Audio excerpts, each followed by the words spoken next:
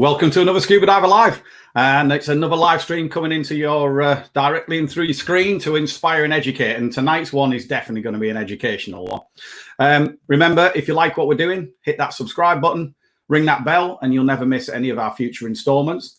And also remember, if you're watching us live and you've got any questions that you'd like to put towards our guests, fire them through, and then we'll put them towards them at the end of the show. Just like to say a big thank you to the guys at Scuba Dry Gloves, our sponsors for the show. Great dry gloves. If you want nice warm hands, either retro or factory fit, these are the ones to try. They're open now, so check out their website. So basically, on with today's show. And we are talking to two people who are at the forefront of getting divers to consider the role that human factors and psychology play in diving. And in particular in diving incidents, unfortunately. So welcome, Gareth Locke and Dr. Laura Walton. Good evening. Hi, guys. Thank you for joining us this evening. Thank you very much for the invite. It's great. Yeah. Thank you. From your respective parts of the world. Whereabouts are you at the moment? So I'm in Northumberland, kind of about 20 minutes north of Hexham. Nice part of the world. Whereabouts are you, Gareth? Lovely.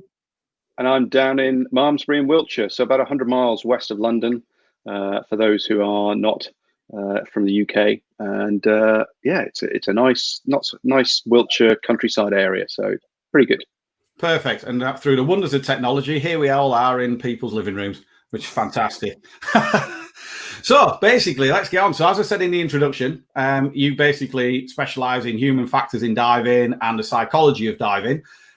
So really, over to you to tell us a little bit how you entered this field and a bit about your background. Okay, so my background, I spent more than 25 years in the Royal Air Force. I left in February 2015, and I started working in the sort of human factors area in the oil and gas sector. Prior to that, probably sort of 5 or 6 years before, I'd started to get really interested in human factors in diving incidents and wondered why, given my military aviation background, why there wasn't something similar in the diving community. And when I left, I then started in the oil and gas sector. The bottom fell out of the market, and I started to apply these same training programs to the diving world under this business of the human diver. And the first pilot class ran in January 16 with 5 people on it, and I've been running them ever since globally, online programs, wrote a book, and it's gradually getting out there. So it's great to be invited onto this to be able to talk about what I'm doing. So I'm a clinical psychologist, and I'm also a scuba diving instructor. And I'm just really interested in how we can put together the psychology and understanding psychology and understanding diving together and kind of gaining from that. Mark said how I entered this field. Like, to me, it isn't really an established field yet. There's kind of no kind of dive psychology in the way that we have dive medicine. But for me, it kind of came as a kind of natural thing. As I was already studying psychology. Back in sort of 2001, I did my university degree, and then kind of when I went to dive. In 2007, I did a try dive, and immediately, to me, I found it useful to apply what I knew from psychology, and then that kind of just continued all the way through my diving career. As I went through, coming back to dive in the UK and just noticing lots of little things where I used psychology to help me, and then as I progressed, I started noticing how it might help students and how it could help us to understand why certain things were happening. And basically, for the last 10 years or so, I sort of wonder, again, like Gareth, is so why isn't there a dive psychology? Because it seems obvious to me that there should be, and it should be useful. So I kind of gradually evolved into doing more and more with it, and it essentially started as something I was playing with. And I in 2015 set up a website, so that was Scuba Psyche, which started off as just a place to kind of write essays and kind of process some thoughts on it. And over time, I've developed that into courses. And eventually, in the last kind of couple of years, as online therapy and coaching has become more common, I've realized that actually there's a space to be able to develop a dive specialism for divers, perhaps with having more significant incidents. And that's a way that we can actually help people, because in the past, it's been very, very small groups of people that might need that. But now with online format, we can see more people. So yeah, so that kind of started back in 2015. And about the same time, I kind of started at the end of the year, seeing what Gareth was doing as well, and noticing that first class in January too. Awesome. So really, this kind of alludes to what we've just been talking about there. As we say, far too many times, we hear about incidents where there's been no equipment failure, there's been no technical issues, but it's really come down to the diver themselves and their decision making, which for one reason or another has led them down the wrong route. So why do you think that this side of incidents is not really focused on in diving? As like you said, Gareth, it's like in your other industries and the other areas you've been in, it's quite a key area really. And then, as Laura said, you're almost lone voices in the industry promoting this kind of thinking. So what do you think we can possibly try and be doing to get wider appreciation for it? The wider appreciation part, I'm kind of, that's something we maybe talk about a little bit more when Gareth comes on. But I guess, like, for me, as a psychologist, I know that working with people with lots of different issues, a big part of the issue is that kind of uncertainty. And kind of uncomfortable around what's happening. We were talking before about we want to blame a particular cause and find out like a reason, and people like those reasons, so we find that cause and then we're kind of satisfied and not happy, but we've got something to hold on to. But unfortunately that doesn't help. But I think that could be part of the driver, is that once we have that simple reason, we then kind of stop looking for more of an explanation, because we don't necessarily think we need it, because we're seeking comfort more than we're seeking learning sometimes. And this is something Gareth talks a lot more about, so you might want to come in there. Yeah, so it's quite easy to focus on the individual, and actually, Mark, I would say that there is a lack of data to identify where the problems are. We often focus on the individual for their poor decision making, and we can jump on that because that's a cognitive bias we have. We look at the failures of the individual as such a strong feeling, when actually we often miss the wider systems problems as to how it led them to make those people make those decisions they did. And organizationally, the way that risk is managed in the diving industry, it's about trying to get it to as low level as possible, and that can be through the training programs that are there, the liability waivers, that we need to take responsibility for our own actions. But often the issue is that we don't necessarily know what shapes our behaviors, and so we end up with potentially rushed situations. We end up feeling pressured by peer pressure to not be able to thumb a dive. And in fact, a conversation that was online today saying, anybody should be able to thumb a dive at any time for any reason, which is true. But I would caveat that says you can only do that if you feel psychologically safe, that you're not going to feel a social punishment or pressure that says, I'm running out of gas because I'm a heavy breather, and I'm going to thumb the dive now. And that means that I'm going to ruin it for other people. And so we often carry on beyond the limits that we should do. Now, why is it not any further back than that? Because actually the investigation processes don't go further back. If you look at incident reports, and a lot of the published stuff, there's this term called the proximal cause. It's what is close in, and that could be 5 or 10 minutes beforehand, rather than what happened the day before, the week before, the training they had. What was the quality of the training like? What was their instructor like? So there are lots of systemic issues that don't get captured because the investigation process doesn't highlight those, because it's not an established system. Yeah, no, exactly. Now, going on from there as well, one thing that I've heard many people referring to your work, in particular, Gareth, with your human factors, is it's for technical divers, or I hear them say it's for experienced divers. But I'd always argue that what you're doing is actually beneficial for any level of diver. But I don't know, again, how we get that through to people, that what you do is actually good, even if people have just got into diving.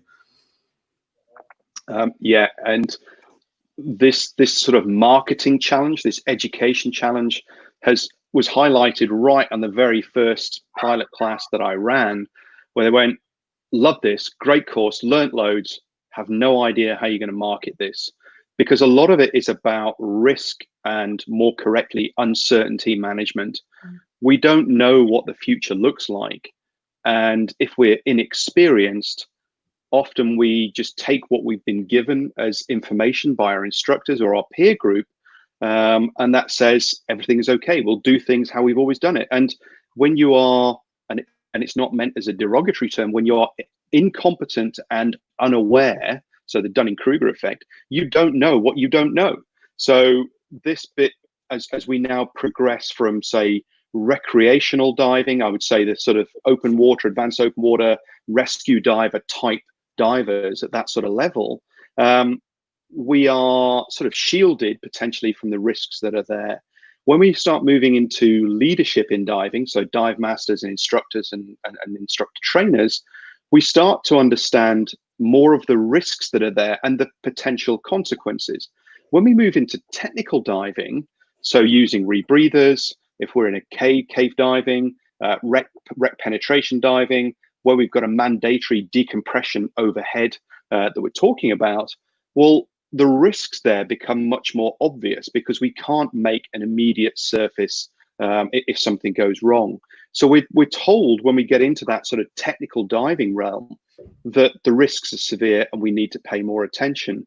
But actually, there are still significant risks at the recreational level because fundamentally, we don't have gills. If we run out of gas, we're really poorly placed. And where safety, we end up with this sort of severity bias. Another one of these things that helps us make judgment is, well, that was a really severe dive, therefore it was really risky. You sit there and go, at the recreational level, yeah, it's a safe sport, but you're still in a non-life sustaining environment. And the number of recreational divers that come to me when I've given presentations and I've talked about stuff that's moved on, that they've encountered, and they've come to me and said, yeah, I've been there. I've felt that I wanted to end the dive, but I couldn't, or I got really close to ending the dive. I nearly ran out of gas, and I got back on the boat, and people went, yeah, it's okay. You've surfaced with 15 bar. What's the problem? Actually, you could have spent another 5 minutes under there or 10 minutes. And so you end up with this sort of mindset that says, well, okay, what I'm doing is okay. And we haven't had a severe outcome. We haven't had one of these scary outcomes that goes, oh, that wasn't good. And there's nothing to bring it back to home. Whereas actually, when things go wrong in a technical diving realm, the consequences are much more severe. And I know that Laura has got some, the sides of, there are these things that happen in the recreational area. Oh yes, certainly. Yeah. I'm kind of listening to all the different points you're making, and it's kind of making it clear, kind of one of the reasons why it's actually something that people don't kind of pursue and get so interested in is because it's complex. There's so many different parts to kind of getting an explanation that is useful. When something happens, in order to understand it, we want to kind of open it up and kind of understand all the different factors that led up to it. And it's the same in psychology. It's the same with psychology, that we don't stick with the kind of proximal cause, the thing that happened right before somebody got depressed or got anxious or had an issue. We go right back into lots of different factors and how the person's situation is leading into that as well. So that kind of, Mark was asking about how do you get people interested. There's just a real paradox between how you kind of filter that down enough so that it's sort of simple enough to get hold of and get interested in. But then when we do that, we're kind of losing some of the meaning that's involved in that complex conversation. And it's how we engage people in more kind of rich conversations around what's been happening to kind of open it out. And that takes time, and it takes time to communicate about that. So I guess, it is that tricky bit of how do we engage people with those decisions. And I, sort of touch on that one as well, is people, as divers, we've invested normally a fair amount of money in our equipment, in our training. We have a bit of self-protectionism there, that if somebody says, well, you've bought a rubbish bit of kit, no, it's really good, it hasn't gone wrong, brackets, yet. And so we feel very self-protected. And so when I go to dive clubs or give presentations at conferences, I don't use a diving example to get the concept across, because people go, oh, I wouldn't make that mistake, because I would pay attention. And I go, okay, so let's watch a little video here and see how many changes you can spot in that scene.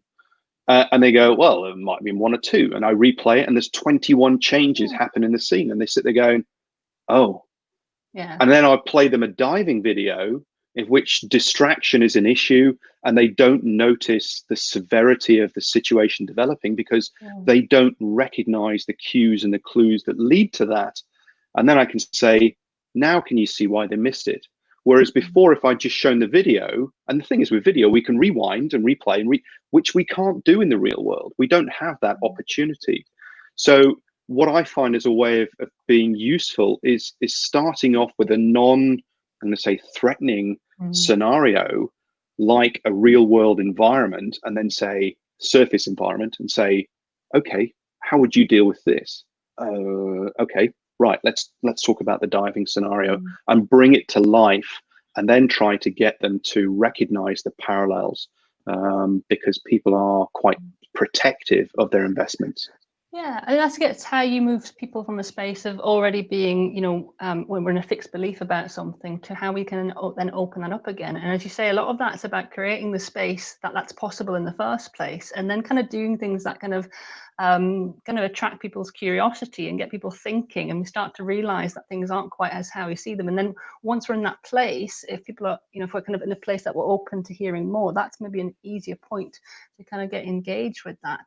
And then the next kind of part of that, which obviously Gareth does very well, is the kind of experiential learning side of things, that we don't take concepts on board very well just from reading something. We actually have to kind of feel and do them in order to take them on. And that's something we use, even in individual psychology quite a lot, is, setting up experiments and doing things in a way that we start to feel why something's not working, rather than we just kind of, basically talking ourselves through it all the time.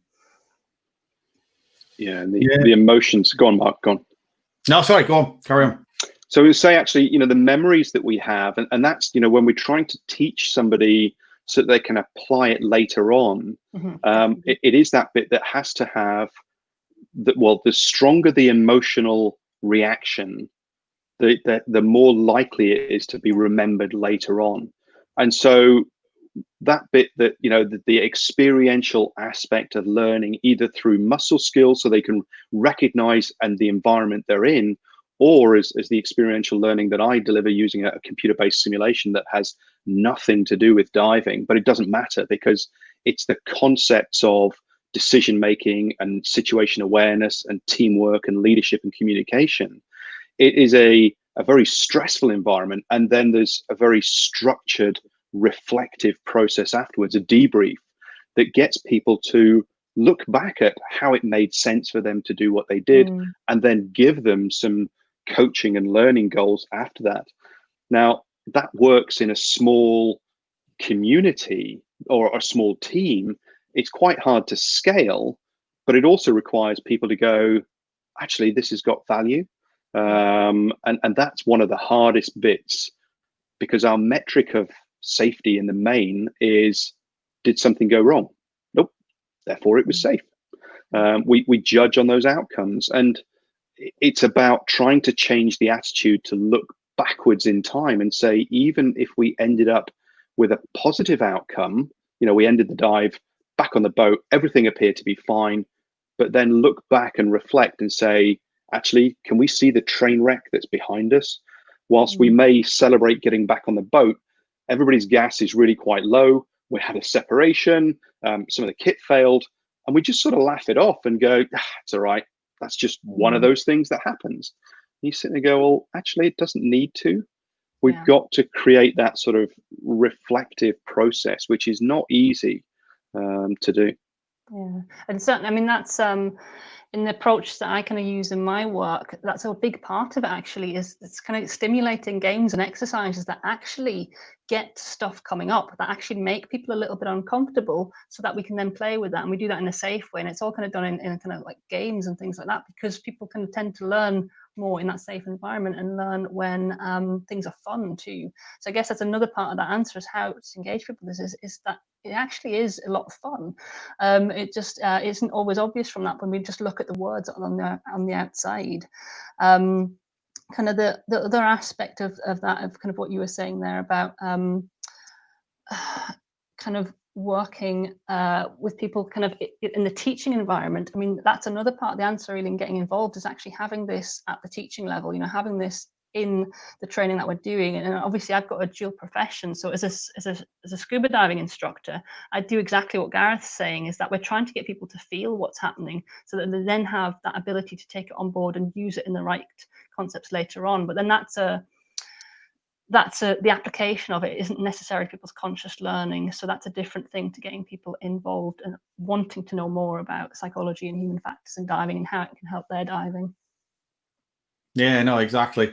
I mean, I think you hit the nail on the head, really, Gareth, with that. Is there's a lot of it is down to, there's a lot of peer pressure in diving, as we know, and then that doesn't help foster people to talk openly about situations. Like you said, you get back on the boat, there's been some issues in the water, but you do just kind of laugh it off. And I think, you know, I've seen it on boats. I've been in diving now for 30 odd years, and you do see some people when they come out, you can see that they're maybe wanting to talk about it. You can see that they were maybe a bit apprehensive from something that had happened, but the more experienced ones that were in the group were giving it all the big bravado and everything, and they kind of backed off because they didn't want to, you know, for whatever reason, look like they were the one that had done something wrong, or they were doing something that was out of the norm. So, you know, so that is definitely, you know, it's definitely one big issue that I think is going to be a tough one to get over in diving. And I think that's right from the start, you get with beginners, but then also to get into the technical way, if they've been like that from the start of their diving career, they are less, like you said, then they've invested in the technical gear and they've invested in a lot of time in the training. They're even less likely to want to be opening up about, oh, actually, that all was going pear-shaped. Maybe I should have reckoned that, or whatever. So, and again, that's a hard one. You know, how are we going to tackle the issue of peer pressure with in diving? But, you know, hopefully we get more and more people involved with what you're doing, which brings me on to my next one, which I think this has already shown is a way to get to people, is you've just released a short documentary. Now, how did this hard-hitting short film come about? And really tell us a little bit about that, because I've watched it, I've reviewed it, and I just think how it goes back to where things started in very early in the diving to where it ended actually fits very much with what we were just talking about with peer pressure and roots. Definitely.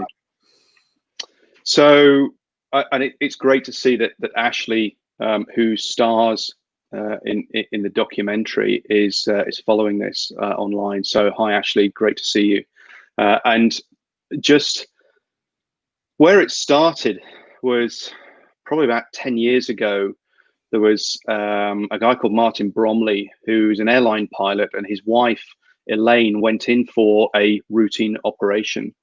And she was given a general anesthetic, and they were unable to intubate her. They were unable to keep her airway open, and they were unable to ventilate her. And there were got to a point where there were 3 anaesthetists trying to keep her alive, trying to get an airway established. And all the time, her oxygen blood level was going down. And she, unfortunately, they woke her, well, they tried to wake her back up again, but she was too brain damaged, and they turned her life support machine off 3 days later. And Martin asked the question, well, is there going to be an investigation? And the hospital said, no, it's one of those things. And he was like, no, this isn't right. So he released a short documentary called Just a Routine Operation. And that had a huge effect on healthcare in terms of just saying, look, these are some of the human factors and the non-technical skills that are involved that led to this. And that has changed where healthcare has gone. So that was a sort of a big inspiration piece. And I would love to have been able to produce a documentary like this.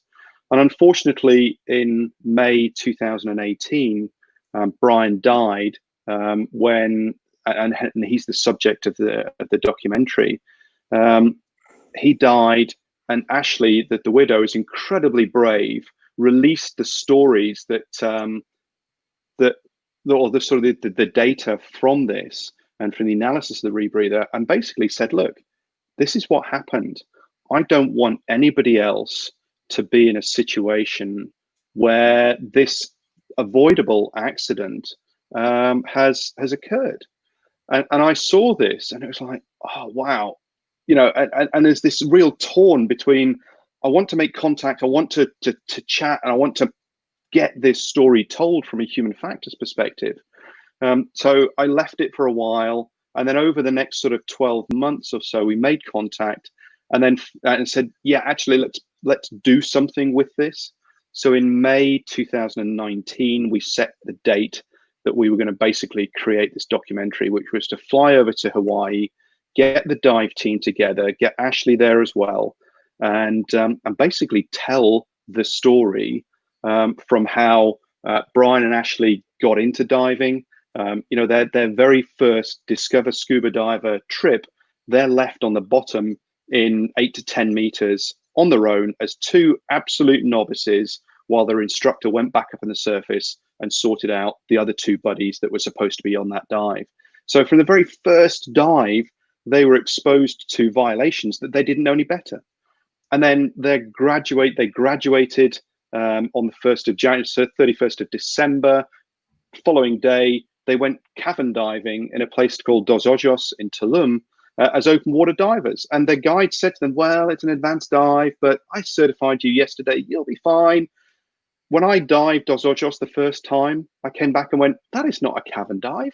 So, you know, right from the outset, they were exposed to this. And so we had a brilliant 3 or 4 days, an incredibly emotional 3 or 4 days, recording the stories that they told. So we captured nearly 6 hours worth of video, which I sliced down to about 30 minutes or so. And that was really hard to take this, as Laura sort of touched on, these context-rich stories about how things happened in terms of peer pressure, time pressures, the stresses of what was going on, the stresses at home, everything that was there, leading to the point where a silly mistake happened where the oxygen cylinder wasn't turned on, it wasn't checked before he entered the water, and he went hypoxic and drowned on the surface very shortly afterwards. And so we released the film on the 20th of May this year, which was the 2nd anniversary of Brian's death. And we've had nearly 13,000 views on Vimeo of the documentary, and some really great feedback, and people going, so brave to Ashley, the story she's told, the courage of the team as well to be able to tell their story. And people are coming, I've had something like that. I've had something like that. I've had something like that. So these things happen. It's about creating that environment that allows it to be told. So, yeah, no, I mean, I agree totally. I mean, it's an amazing film. Yeah, and like I said, massive respect to Ashley and the team that were all on there, because I think when we were talking before, you said that a lot of the team, they'd never actually spoken all together about it afterwards. So I can imagine how emotional that was. But what I found about it was how you took it right back, like you said, right back to the beginning, how they were left on their, Discover Scuba, massive violation of everything. But again, they didn't know at the time. And then as it tracked through, that there was various things that you just picked up on. And I could see the benefits to people watching that. It's a very accessible way to make them think, oh, I thought that, I'm actually, quite experienced, this, that, and the other. But then it makes them think back, oh, yeah, I had that. Or I was taken somewhere that maybe I shouldn't have been, inside a wreck or whatever. And it's video is definitely a good medium for people to connect with. And I just think that the way that was done, and yes, he was a technical diver, but there were so many points leading up to that a lot of people could kind of stop at that point and go, well, I'm here. What can I learn from that? And this is on your website, so if people want to see it, I'll put the link in there. Yeah, I'll put the link in the area now for us to share. It's also available on Vimeo as well. And I know that diving is an international sport. So there are subtitles in, I think, 6 or 7 languages at the moment. I'm getting another couple done to bring that, that message that's there. And the workbook that is that's also available on that site, which is now available to download for free, has got a lot of those factors. You talk about the factors, and there's captions in the film. In the little bit of narrative that's there, which is about 20 minutes of face-to-camera work, there are 53 contributory factors that come together at the organizational, the leadership level, how the team, the individuals set themselves up for success or failure, and then the active failures that occurred in terms of the not executing a pre-dive check properly and the oxygen cylinder being turned off. So in that sense, it's showing all of these things that can happen. It is not one straw that breaks the camel's back. It may be the last one that you add, but there are multiple factors across the system.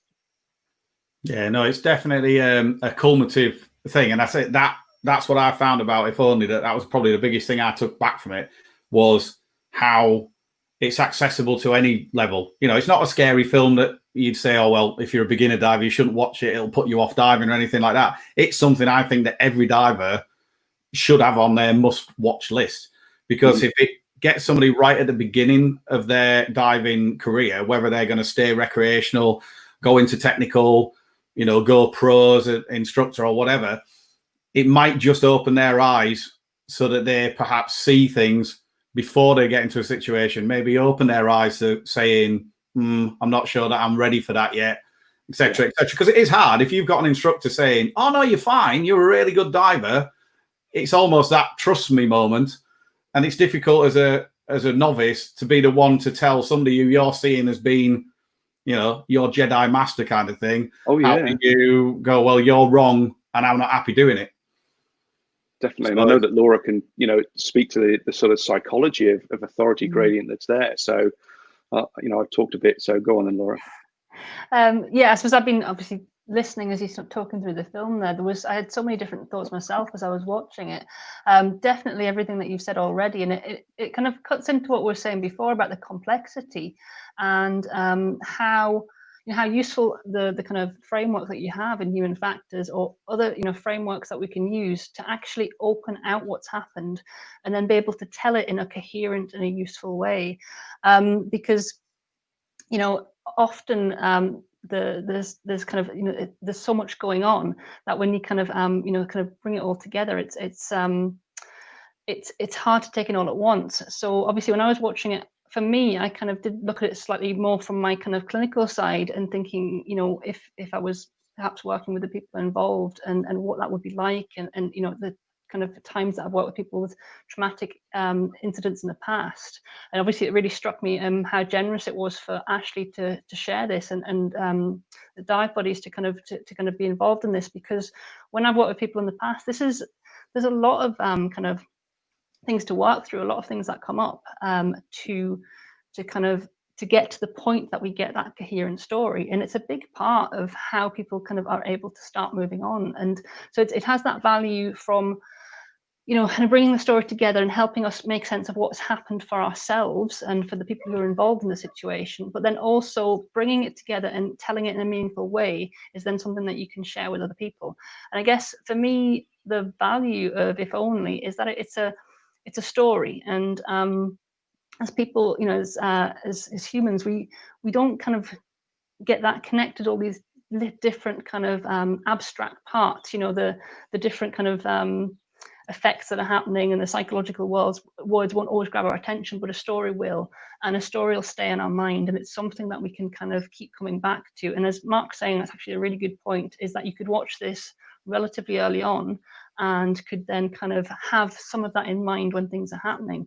But yeah, as Gareth's saying, it's incredibly difficult to kind of stand up against what somebody else is saying when they're the person who's in authority. There's multiple psychology experiments in this area. The most famous of them, a lot of people will know, which is Milgram's experiments. So people will shock somebody, give them almost lethal, well, with actual lethal doses of electric shock that they believe to be that, but it's not that. They will give them that level of dose because somebody in a white coat is telling them to. And that's kind of one of the more famous kind of psychology experiments that's kind of fed into some of this. That we do what the person in authority says. So if we walk into a dive shop and we're told this is your instructor and this is, you know, they know what they're doing, we think, you know, we have to follow them, and it's actually incredibly difficult not to. And I mean, I've even had this myself when, you know, with the education I have and the you know, the level of instructor I have, the experience that I have, I've been in situations where I've decided I'm not happy with the situation, and I'm still incredibly uncomfortable stopping and saying no. It's incredibly uncomfortable. But I can think of one time that I did do that because the situation was unfolding in a way that to me sounded like one of these stories. You know, it started to be all these factors adding up. And actually, even though nobody else was going to stop, when I decided that I wasn't going to go for the dive, got off the boat, 2 people followed me off, and it turned out they were open water divers, and they hadn't actually ever dived on a boat before, and it was, you know, it was actually a good thing that they come off, but they wouldn't have spoken out. And yeah, you know, it's just so incredibly difficult to kind of say, to stand up to authority, not only because we don't know, but also because it's just not something that we do as humans. It's hard to do, and it's uncomfortable. And just on that, you know, we talk about, we're just a bunch of sheep. You know, we follow everybody else, and social conformance is so powerful for us. And the point about, you know, when Laura said, when she was the one that put her hand up, 2 other people followed. And there are a number of other sort of social conformance experiments where all it required was one person, and they didn't have to say no. They just needed to say a different answer, and they could ask a query type question. And that was enough to break the tension, to allow other people to go, yeah, actually, I've got a concern. And so in diving, you know, we talk about leadership, and all instructors are leaders of teams. As far as I'm concerned, if you're teaching a class, you are leading that class as well. What we've got to focus on as well is developing followership in teams. And what we want is assertive followers, or constructive dissenting followers. And by that, it's somebody that is willing to be able to challenge what the leadership is doing, the instructor is doing. And at the same time, the instructor needs to recognize the invisible power they have over their students. So in aviation in the sort of 60s and 70s, you'd have situations where co-pilots or flight engineers would be sitting there watching their captain literally fly the aircraft into the ground. And it was only through the analysis of cockpit voice recorders, they were sitting there going, hang on a minute, the other people on the flight deck knew that this was going wrong, but they were unable to do it. So this concept of authority gradient, where you had the captain and the co-pilot, and this bit of, well, they just need to man up and speak up and challenge the captain. It's like, no, hang on a minute, they're too scared. They are literally willing to almost sacrifice their life, and they don't say anything until it's too late. So what needs to happen is the leadership needs to reduce the gradient, so the person only needs to come up a little bit rather than this huge step. And that's one of the aspects of the training I deliver is showing the effect that leadership can have that they don't even realize. So teaching people to be effective leaders as instructors, and also effective followers as part of a team. And the comment that's just coming here, diving with fish, is instructors, we all also have mistakes. So if you notice one, we'll appreciate it, definitely. And the way to do that is to create this environment that says, look, I make mistakes. If you see something, please tell me, because if you have seen it and I haven't done it, it could be critical. So please speak up. I do make mistakes. So creating that vulnerability from the leadership point of view is really important to create this concept called psychological safety. Yeah, no, for sure. Now, leading on from that obviously that you might mention what you do in your courses and everything, but Laura, you work with people sometimes you can be dealing with who've got nerves or anxiety before they're getting into diving, or if they're just starting to learn. But then you also can offer support if people have been either actively involved or have just been a witness to, you know, a traumatic diving incident or something like that.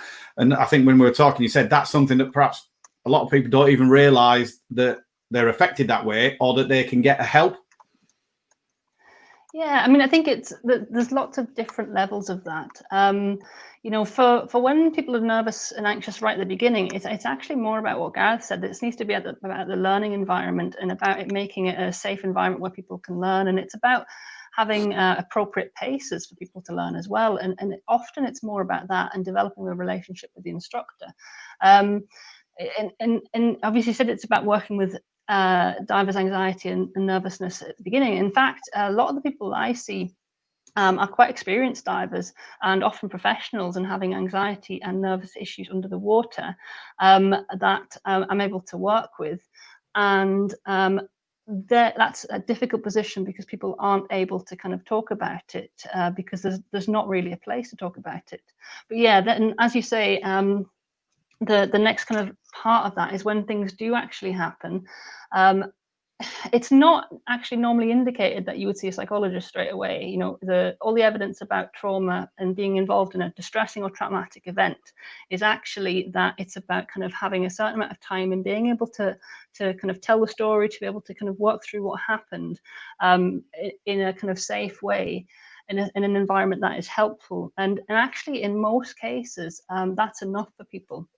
So in most cases, people are able to kind of you know, over time, start to kind of resolve what happened for themselves, and you know, work through it. But of course, you know, that can happen in various different ways, and sometimes people do get stuck. And one of the things that is coming up quite frequently is people who've been involved in you know, not necessarily, you know, very extreme accidents, but where something's happened and it's been quite distressing, and then have went back in the water and very unexpectedly found that they're having a strong reaction to it. And often that can be the time that I end up seeing people, is when they kind of start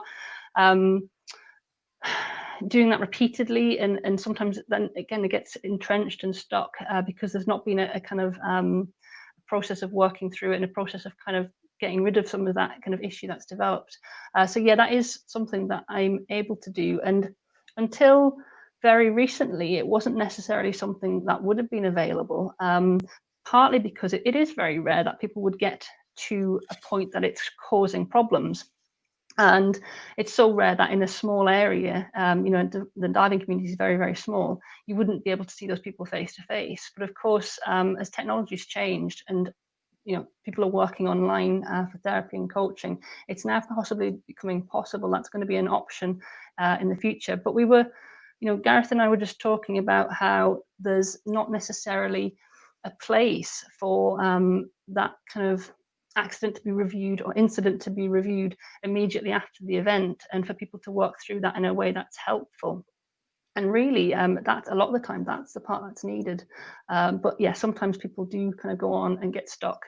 And that's kind of my role, is we try and work out, you know, what happened in the first place to get so stuck. And it's very similar to what Gareth describes for an incident investigation, that you're kind of drawing out all the main factors, and it can take quite some time to draw that out and help the person develop that coherent story that they're then able to kind of start to kind of put down and move on, and we can start picking out what's going to be helpful.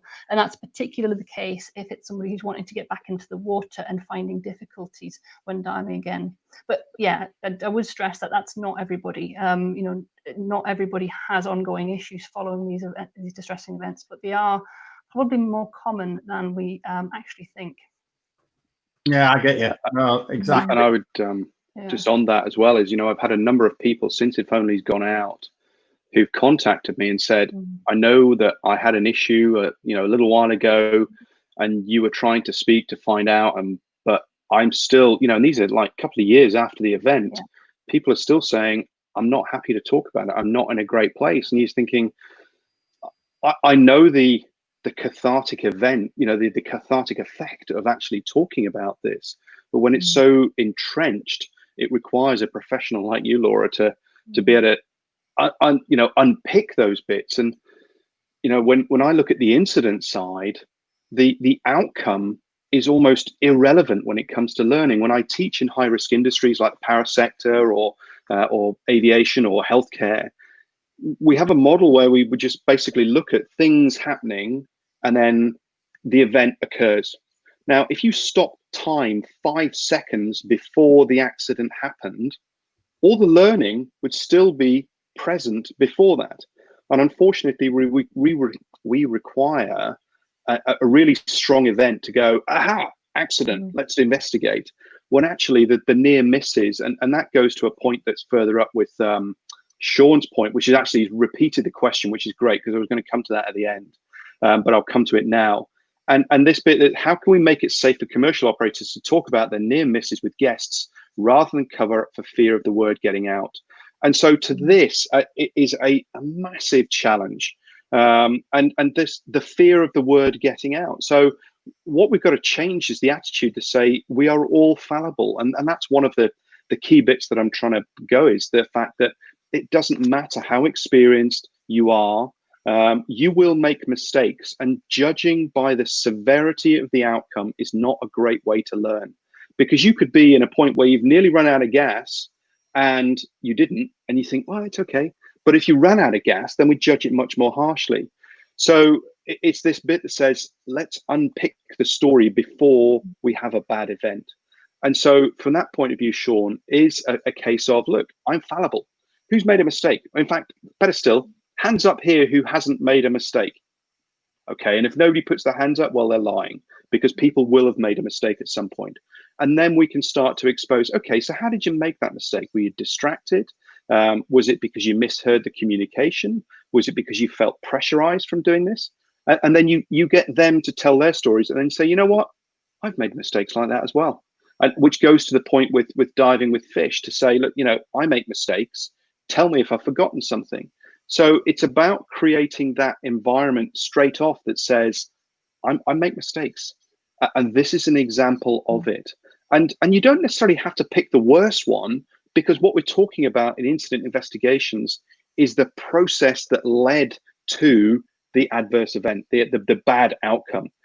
And you can have, you know, a great dive and have something just unlucky ends up with a really severe outcome, or you could have something that's a really minor thing, but you've had a whole string of occurrences, but you've been lucky and it didn't end up with a severe thing. So try to separate the outcome, and especially the severity of the outcome, from the process by which you had miscommunication, you forgot something, you were distracted, peer pressure, how you drifted, i.e. complacency.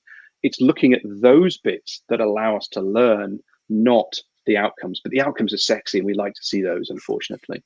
Yeah. If it bleeds, it leads. Yeah, exactly, unfortunately. Did that help, Sean? Sorry. Yeah, hopefully that was good answer with that one. I think we had another great question. I think from Derek had sent one. Here we are. Yeah, has there been any studies, I can't find any, which look at the psychological differences between older versus younger divers of equal diving experience in respect to speaking up or calling the dive? Yeah, I've seen that question. I think it's a really good question. Nothing is coming into my mind at the minute. It's nothing to me. Like to look up, yeah. And what I would say is, what the driving factor, most likely factor is, if you've had a safe, scary moment in the past, and you've recognized that I should have said something, and it's got an emotional significance. So it has happened to you, or it has happened to what I would call your first degree of separation, your first group of a network. It has emotional significance, so it's more likely to stay with you. If it's happened to your second, your third, your fourth, actually your sixth degree of separation, those people, you know what, that wouldn't happen to me, because we don't have an emotional association. And I know when I started doing my research, I was looking for some research to other areas to prove this hypothesis that if it's happened to you, you're more likely to remember it. If it's happened to one level, and so on. And the only piece that I found was in healthcare, where nurses had been in situations where they'd had an event, or it happened close to them. They were more likely to remember that and behave differently. But the further you got out of the network in terms of your contacts, then actually the significance of an incident report or an incident itself got less and less. Yeah, no, it's right though. There is a big difference between, I think, younger divers and older divers. Perhaps some feel a bit more confident in being able to speak up. Maybe if they're older than the instructor or whatever, it might give it it would make an interesting study, actually, I think. So anyone out there who's watching, that's what we need. Well, you've got to get people to recognize that they're going to thumb a dive. And that's one of the hardest bits out there, is people aren't necessarily happy about doing it because they've got lots of bits where, but Laura was talking about this, the more you invest in something, in fact, no, as you, Mark, talking about investing in dive gear and time and training, this sunk costs that we have, that the more we invest in something, the harder it is to say no. So if you get on a boat, it's easier to get off the boat when it's on the dock and then end the dive there than spend 3 hours going out and you have a bit of kit that doesn't quite work and it'll be okay, because it'll work better when it's in the water, of course. And so, and the more we invest in that time, the harder it is to say no. And once you've jumped in the water, well, unless it's something catastrophic happening straight away, you're unlikely to get back out the water. So you're committed. So the earlier you can make that judgment, the less you have commitment to it. Yeah, exactly. No, that's awesome, guys. And I'm afraid that's all we've got time for this evening. That time flew. I'd just like to say a massive thank you to Gareth and Laura for joining us on the virtual sofa. That's been a really interesting talk. I hope you all enjoyed it. And a final shout out to Kubi Dry Gloves, our sponsors for this evening. Their online store's open, so check it out if you want to get some nice dry gloves. Keep your hands warm and toasty for when we get back in the water, which hopefully is going to be sooner rather than later with the inland sites in the UK opening now. I think that's all that we've got to say is thanks for joining us. And just remember, subscribe and hit that bell. You will not miss any future installments. We're going to be back on Friday, the 19th of June at 3 p.m. BST. So I'll look forward to seeing you then. Thank you and stay safe.